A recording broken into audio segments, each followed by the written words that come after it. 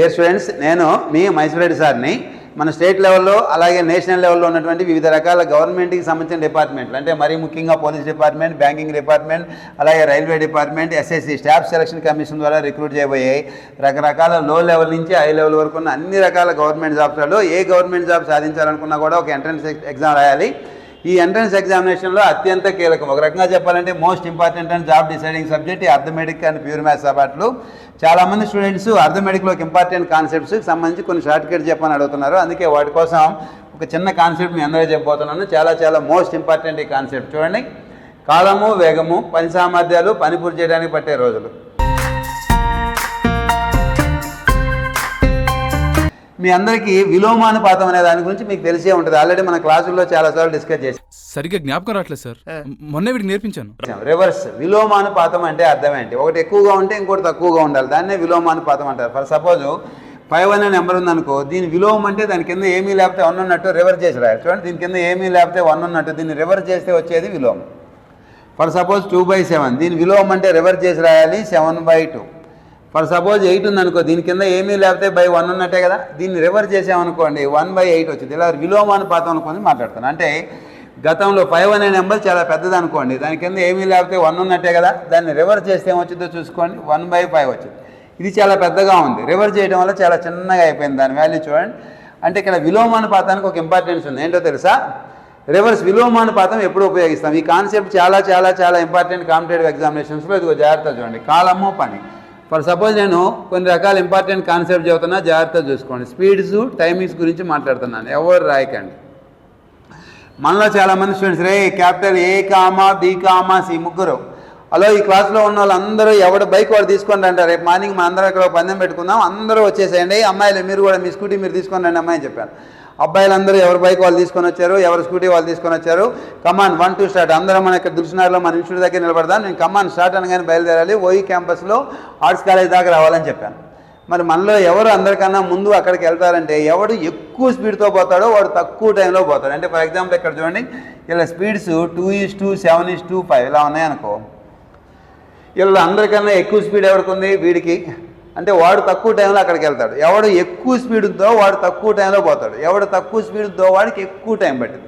అంటే దీన్ని బట్టి మీకు ఏమర్థం కావాలంటే, కాలము కామా వేగం, టైము కామా స్పీడు ఒకదానికోటి రివర్స్ ఆర్డర్లో ఉంటాయి. అంటే స్పీడ్ ఎక్కువగా ఉంటే టైం చాలా తక్కువ పట్టింది, స్పీడ్ తక్కువగా ఉంటే టైం చాలా ఎక్కువ పట్టింది. ఫర్ సపోజ్ నేను ఒక ఎగ్జాంపుల్ చెబుతున్నా చూడండి.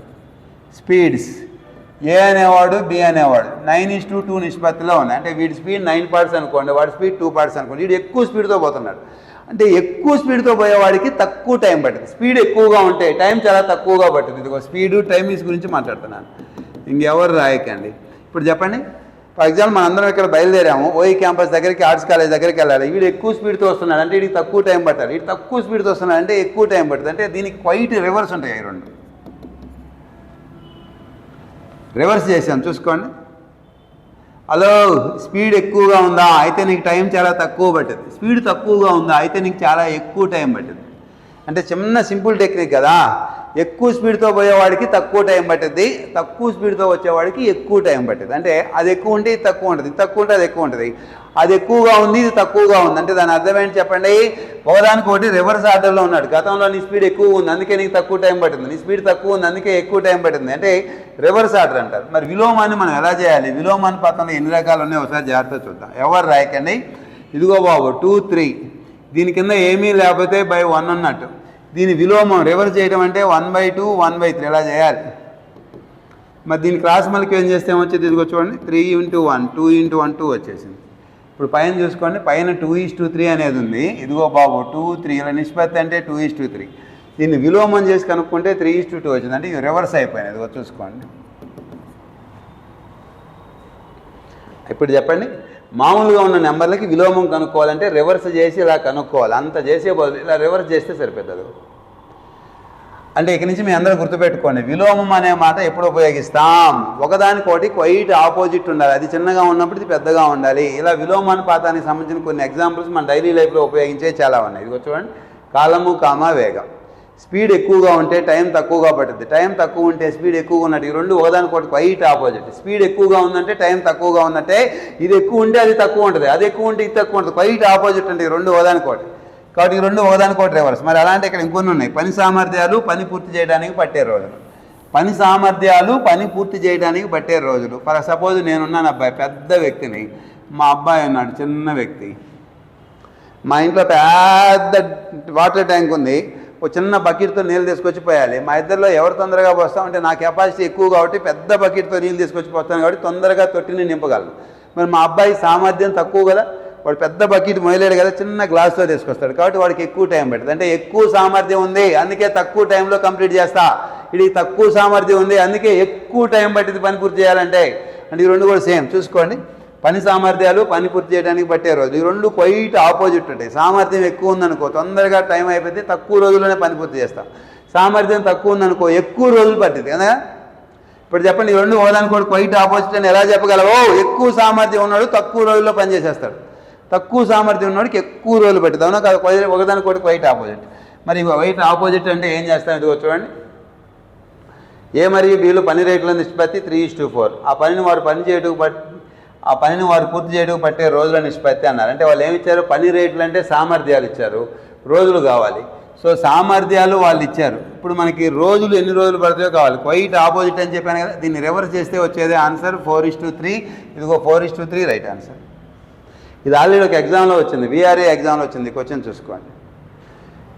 మరి ఇంకొన్ని చూద్దాం. ఇదిగో చూడండి, 2 బస్సుల వేగాల నిష్పత్తి, స్పీడ్స్ వాళ్ళు ఇచ్చారు. ఇదిగో ఎవరు రాయకండి బాబు, స్పీడ్స్ వాళ్ళే ఇచ్చారు 2:5. అవి ఒక స్టేషన్ నుంచి మరొక స్టేషన్కి ప్రయాణించడానికి పట్టే టైమింగ్స్ కనుక్కోమంటున్నారు. స్పీడ్ కామా టైమింగ్స్ ఒకదానికోటి క్వైట్ ఆపోజిట్ అన్నాం.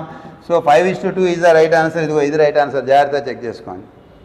అలాగే ఇక్కడ చూడండి, 2:3:5 యొక్క విలోమ నిష్పత్తి ఎంత అన్నారు. ఇదిగో వాళ్ళు ఏమి ఇచ్చారు చెప్పండి, 2:3:5. విలోమ రెండింటే తిప్పి రాయొచ్చు, కానీ ఇక్కడ 3 ఉన్నాయి. తిప్పి రాయటం వల్ల ఈ రెండు మారుతాయి, ఇది మారదు. మరి అలాంటప్పుడు విలోమ నిష్పత్తి కనుక్కోవాలంటే దీని కింద ఏమీ లేకపోతే బై 1 ఉన్నట్టు దీన్ని రివర్స్ చేసి కనుక్కోవాలి. 1/2:1 1/3:1 1/5. దీని కింద ఏమీ లేకపోతే బై 1 దీని కింద ఏమీ లేకపోతే బై 1 ఉన్నట్టే. చూడండి, 2:3:5 దీని కింద ఏమీ లేకపోతే బై 1 ఉన్నట్టే. విలోమం అంటే రివర్స్ చేయాలి. ఇలా తిప్పి రాసుకున్నాం అనుకోండి, ఏమొస్తుంది? ఇది ఇలా వస్తుంది.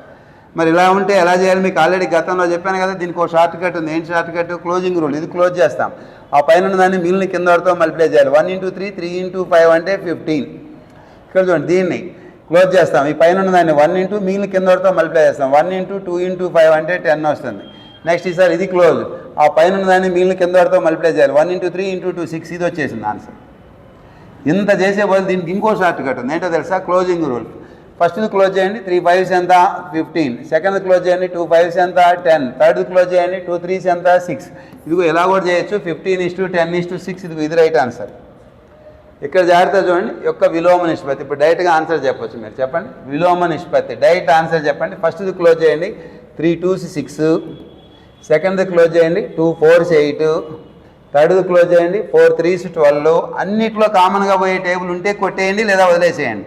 అన్నిట్లో సెకండ్ టేబుల్ కామన్గా పోయేటట్టుంది. 2 3s 2 4s 2 6s. So right answer 3:4:6 వచ్చింది. ఇదిగో ఇది రైట్ ఆన్సర్. చూడండి, నెక్స్ట్ చూసుకోండి, 3 కార్ల వేగాల నిష్పత్తి. స్పీడ్స్ వాళ్ళు ఇచ్చారు, జాగ్రత్తగా చూసుకోండి బాబు, స్పీడ్స్ వాళ్ళే ఇచ్చారు. నెక్స్ట్ చూడండి, 3 కార్ల వేగాల నిష్పత్తి అంటే స్పీడ్స్ వాళ్ళే ఇచ్చారు, జాగ్రత్తగా చూసుకోండి. ఎలా ఇచ్చారు? స్పీడ్స్ 5:4:6 అన్నారు. అవి ఒకే దూరం ప్రయాణించడానికి పట్టే సమయాలు, టైమింగ్స్ ఒకే దూరం. అంటే అందరం హైదరాబాద్లో బయలుదేరాం, విజయవాడ పోవాలి, ఎవరికైనా సేమ్ డిస్టెన్సే, క్వైట్ ఆపోజిట్. మరి విలోమ నిష్పత్తి కావాలి, ఎలా చెబుతారు చెప్పండి? ఫస్ట్ది కావాలంటే ఫస్ట్ది క్లోజ్ చేయండి, 4 6s 24. నెక్స్ట్ ఇది కావాలా? మధ్యలో క్లోజ్ చేయి, 6 5s 30. నెక్స్ట్ ఇది కావాలి, ఇది క్లోజ్ చేయండి, 5 4s ఎంత చెప్పండి? 20. అన్నిట్లో కామన్గా పోయే టేబుల్ ఏమైనా ఉంటే కొట్టేయండి లేదా ఆపేయండి. అన్నిట్లో second table పోయేటట్టుంది. 2 12s 2 15s 2 10s. So 12:15:10. ఇది కదా రైట్ ఆన్సర్. 12:15:10. ఇదిగో ఇది రైట్ ఆప్షన్ వచ్చింది, చూసుకోండి. నెక్స్ట్ చూడండి, కెనరా బ్యాంక్ వ్యూలో వచ్చిందంట 3 కార్ల వేగాల నిష్పత్తి. అంటే స్పీడ్స్ వాళ్ళే ఇచ్చారు, 2:3:4. అవి సమాన దూరం ప్రయాణించడానికి పట్టే సమయాల నిష్పత్తి, టైమింగ్స్ అడిగారు. చెప్పండి ఏది రైట్ ఆన్సర్ అవుతుంటారు? ఫస్ట్ది కావాలా? ఇది క్లోజ్, 4 3s ఎంత? 12. సెకండ్ది కావాలంటే సెకండ్ది క్లోజ్ చేయండి, 2 4s 8. థర్డ్ది కావాలంటే థర్డ్ది క్లోజ్ చేయండి, 2 3 6s. అన్నిట్లో సెకండ్ టేబుల్ కామన్గా పోయేటట్టుంది. 2 3s 2 4s 2 6s. 6:4:3 is right answer. ఇదిగో ఇది రైట్ ఆన్సర్, చూసుకోండి. ఒక పనిని విడివిడిగా వరుసగా 5 రోజులు 7 రోజులు చూడండి ఏ కామా బి కామా సీలు ఒక పనిని విడివిడిగా 5 రోజులు 6 రోజులు 7 రోజుల్లో పూర్తి చేయగలరు. అంటే డేస్ గురించి ఇచ్చారు ఇక్కడ. ఏ అనేవాడు, బి అనేవాడు, సి అనేవాడు. వీడికి 5 రోజులు పడితే, వీడికి 6 రోజులు పడితే, వీడికి 7 రోజులు పడుతుంది. డి అంటే డేస్. ఒక పని ఇచ్చి విడివిడిగా చేయమన్నాం అనుకో, వీడికి 5 రోజులు, వీడికి 6 రోజులు, వీడికి 7 రోజులు పడుతుందంట. అయితే వారి సామర్థ్యాల మధ్య నిష్పత్తి అంట. కెపాసిటీస్ అని అడుగుతున్నారు, అంటే ఎబిలిటీస్ అని కూడా అనొచ్చు. వారి సామర్థ్యాల మధ్య నిష్పత్తి అని అడుగుతున్నారు, ఎబిలిటీస్. మరి ఎలా చేయాలి చెప్పండి? ఇట్లా ఏమైనా కామన్గా కొట్టివేతలు పోతే చేయండి, లేదంటే వదిలేసేయండి. మరి పని పట్టే రోజులకి సామర్థ్యానికి క్వైట్ ఆపోజిట్. ఎక్కువ టైం పట్టిందంటే నువ్వు చాలా వీక్ అని అర్థం, తక్కువ టైంలో చేసావంటే పవర్ఫుల్ అని అర్థం కదా. మరి ఇప్పుడు చెప్పండి, వీడికి అందరికన్నా ఎక్కువ రోజులు పట్టిందంటే వాడు చాలా వీక్, పవర్ఫుల్ కాదు అని అర్థం. వీడు అందరికన్నా తొందరగా చేశాడంటే ఇది మోస్ట్ పవర్ఫుల్ అని అర్థం. ఎక్కువ పవర్ ఉంటే తక్కువ రోజులు పట్టింది, తక్కువ పవర్ ఉంటే ఎక్కువ రోజులు పట్టింది. అంటే డేస్ ఎబిలిటీస్ ఓదానికోటి క్వైట్ ఆపోజిట్. ఇదిగో డి అంటే డేస్. మరి దీనికి విలోమ నిష్పత్తి కనుక్కోవాలి. విలోమ నిష్పత్తి ఎలా కనుక్కుంటాం? Don't worry. ఒకటి క్లోజ్, 6 7s ఎంత 42. నెక్స్ట్ ఇది కావాలా, ఇది క్లోజ్ చేయండి. 5 7s ఎంత 35. నెక్స్ట్ ఇది క్లోజ్ చేయండి. 5 6 ఎంత 30. ఇదిగో ఇది రైట్ ఆన్సర్. 42 35 30. 42 35 30. ఇదిగో ఇది రైట్ ఆన్సర్ వచ్చింది చూడండి. ఏ నుంచి భూమికి ముగ్గురు 4:3:5 నిష్పత్తిలో ఉన్న వేగాలతో నడుస్తున్నారు. అంటే స్పీడ్స్ ఇచ్చారు వాళ్ళే. ఏ నుంచి బి అనే పట్టణానికి బయలుదేరారు. వాళ్ళ స్పీడ్స్ 4:3:5 ఉన్నాయి. సమాన కాలం ప్రయాణించడానికి పట్టే టైం అడిగారు. ఈ రెండు క్వైట్ ఆపోజిట్ కదా. స్పీడ్ టైం అవడానికి కూడా క్వైట్ ఆపోజిట్. అంటే క్లోజ్ చేయండి. ఇది క్లోజ్. 3 5s ఎంత 15. నెక్స్ట్ ఇది క్లోజ్. 4 5s ఎంత 20. నెక్స్ట్ ఇది క్లోజ్. 4 3s ఎంత 12. వీటన్నిటిలో కామన్గా పోయే టేబుల్ ఉంటే కొట్టేయండి. అన్నిటిలో కామన్గా పోయే టేబుల్ లేకపోతే ఆపేయండి. వీటన్నిటిలో కామన్గా పోయే టేబుల్ ఉంటే కొట్టేయండి, లేదంటే లేదు. మరి వీటన్నిటిలో కామన్గా పోయే టేబుల్ ఉందా? లేదు. అన్నింటిలో పోయే టేబుల్ లేదు. ఇక్కడ 5th టేబుల్ పోయింది కానీ అక్కడ పోదు. ఇక్కడ 4th టేబుల్ పోయింది కానీ ఇక్కడ పోదు. కాబట్టి అలా వదిలేసేయండి. 15 20 12 ఇది రైట్ ఆన్సర్. చూస్తాం.